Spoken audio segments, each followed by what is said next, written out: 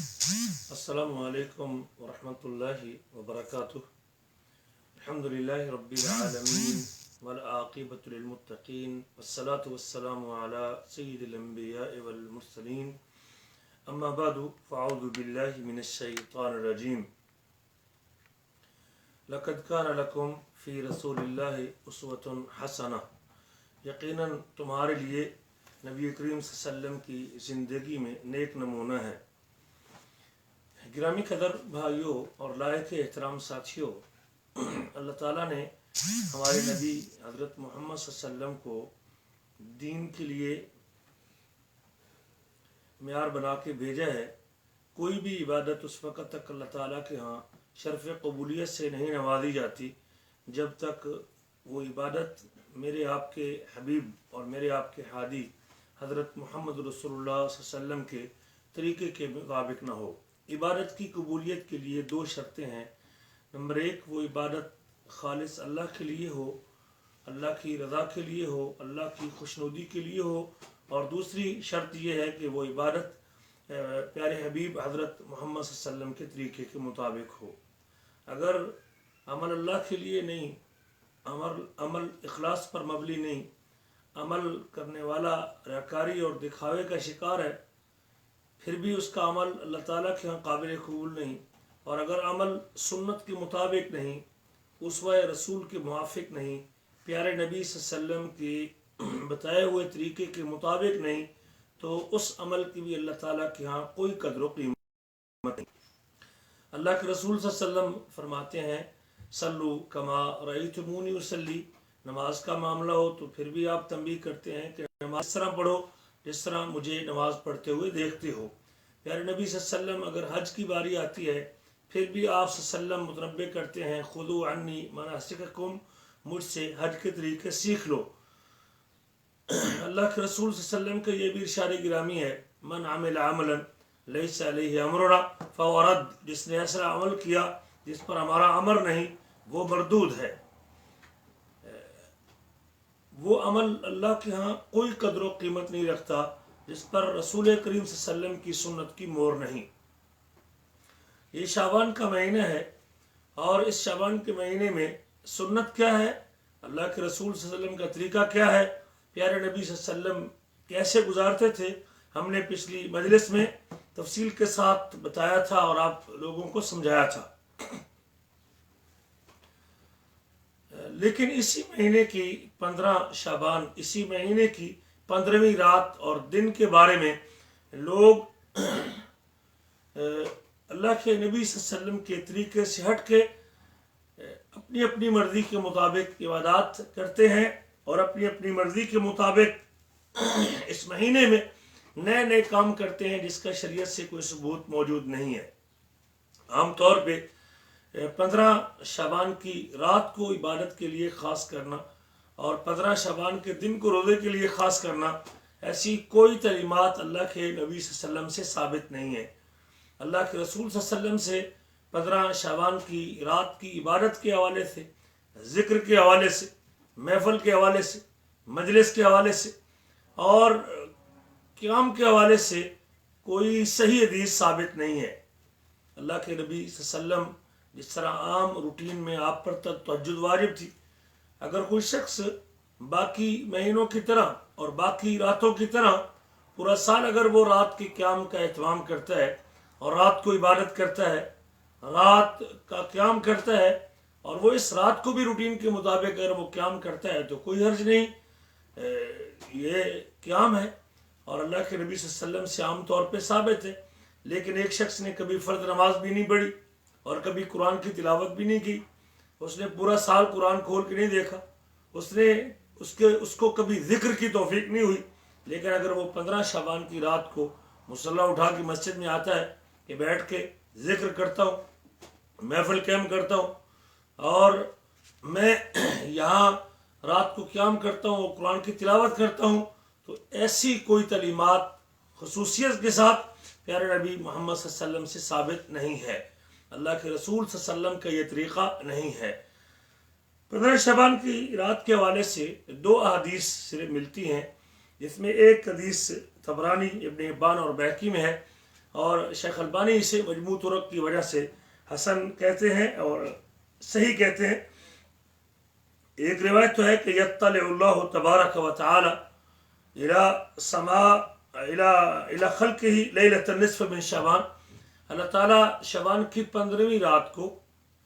شعبان کی 15ویں رات کو پوری مخلوق کی طرف، اپنی مخلوق کی طرف متوجہ ہوتے ہیں اور مطلع ہوتے ہیں۔ فیغفر لجمیع خلقہ الا لمشرک او مشاہد، تو اللہ تعالیٰ اپنی تمام مخلوق کو معاف کر دیتے ہیں سوائے مشرک کے اور سوائے کینہ رکھنے والے کے لیے، جس کے سینے میں بغض ہے وہ مشاہد ہے۔ بغض رکھنے والے اور مشرک کے علاوہ سب مخلوق کو اللہ تعالیٰ معاف کرتے ہیں۔ اور ایک اور روایت ہے جو کہ شیخ البانی جس سے صحیح کہتے ہیں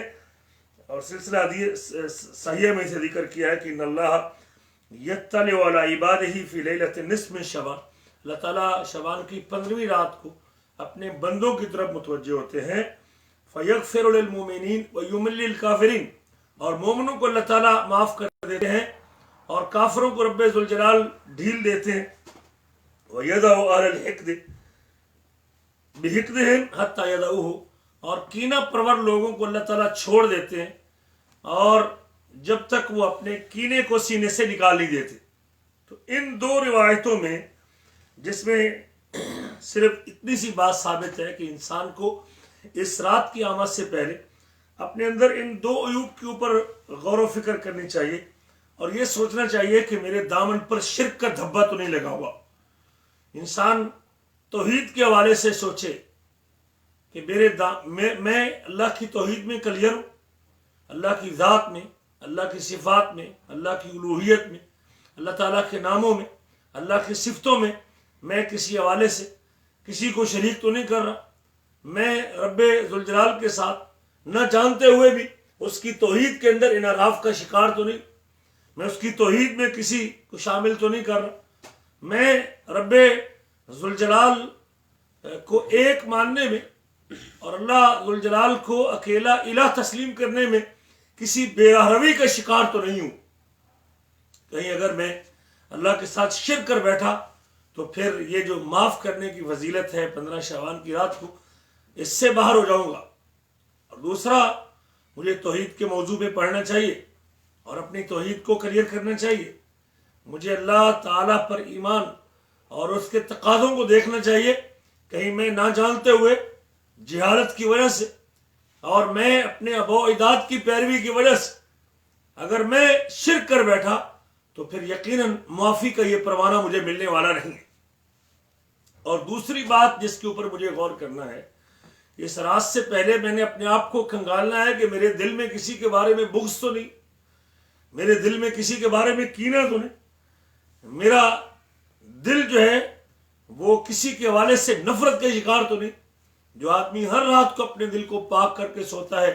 اس کے سینے میں کسی مسلمان کے بارے میں کوئی نفرت کا اظہار نہیں، نہ اپنے بھائی کے بارے میں، نہ اپنے بہن کے بارے میں، نہ اپنے کلمہ گو بھائی کے بارے میں، نہ اپنے کسی عزیز کے بارے میں۔ جو شخص اپنے آپ کو یوں پاک کر کے سوتا ہے اور اپنے آپ کو کلیئر کر کے سوتا ہے، بڑا خوش نصیب آدمی ہے۔ تو مجھے کم از کم اس رات کی آمد سے پہلے ان دو چیزوں کے حوالے سے اپنے آپ کو کلیئر رکھنا چاہیے اور جو ہے نا، تاکہ مجھے مغفرت کا یہ پروانہ مل سکے۔ لیکن ان دو روایات کی بنیاد پر اس رات میں عبادت کرنا اور اس رات میں عبادت کا اہتمام کرنا، اس رات کا قیام کرنا، اس رات میں محفل قیام کرنا، اس رات میں صلاۃ الرغائب کے نام پہ کوئی عبادت کرنا، نماز پڑھنا، یا صلاۃ الفیہ کے نام پہ ہزاری نماز کے نام پہ جو ہے نا وہ عبادت کرنا، اللہ کے رسول صلی اللہ علیہ وسلم سے ثابت نہیں ہے۔ میرے عزیزو، نیکی وہ ہے جس پر سنت کی مہر ہو، عبادت وہ ہے جو حدیث کے مطابق ہو، اللہ کے ہاں اس عمل کی قدر و قیمت ہے جو پیارے نبی صلی اللہ علیہ وسلم سے ثابت ہو۔ تو جب ایسا کام اللہ کے نبی صلی اللہ علیہ وسلم نے اپنی زندگی کی 23 سالہ زمانہ نبوت میں نہیں کیا، اور آپ نے کسی ایک موقع پہ اور کسی ایک رات بھی اس رات کو صحابہ کرام کو عبادت کی تلقین نہیں کی، اور آپ نے رات کے قیام کی ترغیب نہیں دلائی، آج میں اور آپ کون ہوتے ہیں شریعت میں اضافہ کرنے والے اور دین میں بڑھوتری کرنے والے اور اللہ کے نبی صلی اللہ علیہ وسلم کے دین کو بڑھانے والے ہمیں یہ جرم نہیں کرنا چاہیے۔ اللہ تعالیٰ فرماتے ہیں کہ ایمان والو اللہ سے ڈرو، اللہ اور اللہ کے رسول سے آگے نہ بڑھو۔ وہ شخص جو اللہ کے نبی صلی اللہ علیہ وسلم سے غیر ثابت شدہ کام جو اللہ کے نبی نے نہیں کیا، جو پیارے نبی صلی اللہ علیہ وسلم نے نہیں کیا، آج 1400 سال کے بعد لوگوں کو وہ عبادت متعارف کرواتا ہے، لوگوں میں اس عبادت کو رواج دیتا ہے، لوگوں میں اس محفل کو مشہور کرتا ہے، لوگوں کو اس کی ترغیب دلاتا ہے، یقیناً وہ اپنے آپ کو اللہ کے نبی سے آگے بڑھا رہا ہے۔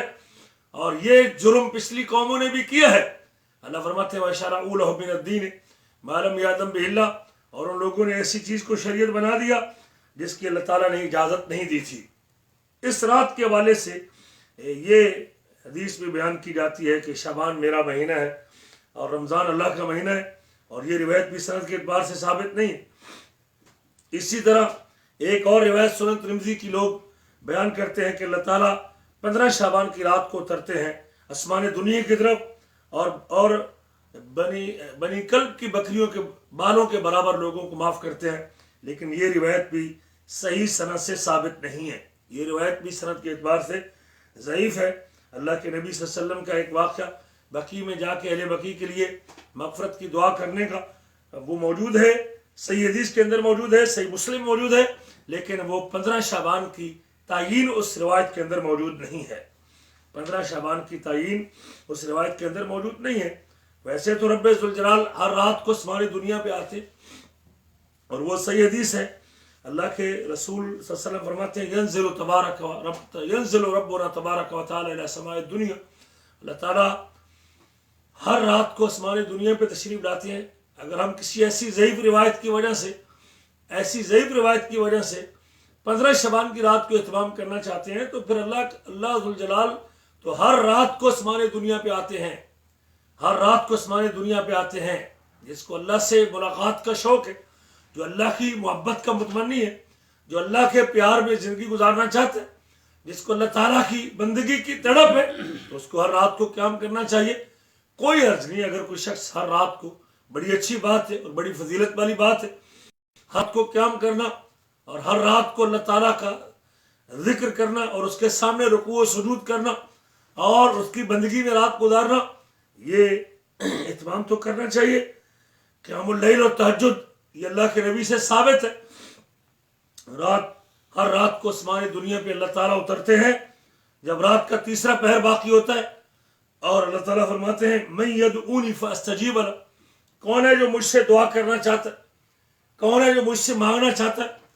کون ہے جو میرے سامنے ہاتھ پھیلائے اور میں اس کی دعا کو قبول کر لوں۔ من یسألنی فأعطیہ، کون ہے جو مجھ سے سوال کرے تو اس کی مانگ کو میں پورا کر دوں۔ ومن یستغفرنی فاغفر لہ، کون ہے جو مجھ سے مغفرت کی دعا کرے، کون ہے جو مجھ سے معافی مانگے اور میں اس کے گناہوں کو معاف کر دوں۔ تو اگر کسی نے آسمان دنیا کی اترنے والی اس ضعیف روایت کا سہارا لے کے اس رات کو قیام کرنا ہے اور عبادت کرنی ہے، تو اس کو ہر رات کو اللہ تعالیٰ کے لیے قیام کرنا چاہیے اور اللہ تعالیٰ سے مغفرت کی دعا کرنی چاہیے، تاکہ جس کی دلیل شریعت کے اندر موجود ہے۔ اس کے علاوہ حضرت علی کی طرف منسوب ایک روایت لوگ بیان کرتے ہیں کہ شعبان کی 15ویں رات کو 14 رکعت نماز پڑھتے تھے، وہ بھی کسی صحیح حدیث سے ثابت نہیں ہے بلکہ موضوع اور من گھڑت روایت ہے۔ صلاۃ الفیہ کے حوالے سے، ہزاری نماز کے حوالے سے بھی جو بات مشہور ہے لوگوں کے، یہ بھی موضوع اور من گھڑت روایت ہے۔ حضرت علی رضی اللہ تعالیٰ کی طرف منسوب ہے کہ ہر رکعت میں سورۃ فاتحہ کے بعد سورۃ اخلاص پڑھی جائے۔ اس کا بھی کوئی ثبوت پیارے نبی صلی اللہ علیہ وسلم سے موجود نہیں ہے، بلکہ یہ من گھڑت روایتیں ہیں۔ امام شوکانی کہتے ہیں یہ موضوع ہے، من گھڑت ہے، اور اس کے الفاظ جو ہے نا جو اس بات کی صراحت کرتے ہیں اس کے ثواب کے حوالے سے،